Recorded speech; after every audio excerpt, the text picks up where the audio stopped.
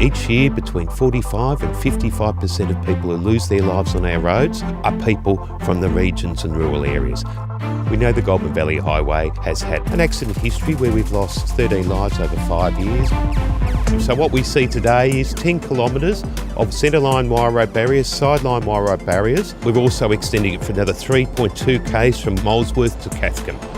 In most instances, we find people drive away. We've actually had 6 hits on this 10-kilometre road already, and people have driven away. So we know that it works. We know that they're not being injured. We know that a centre barrier, accompanied by some barrier on the side of the road, will deliver about an 85% reduction in death and serious injury. It's still a very violent impact, but the car and the wires absorb the energy and the occupant can often walk away unharmed.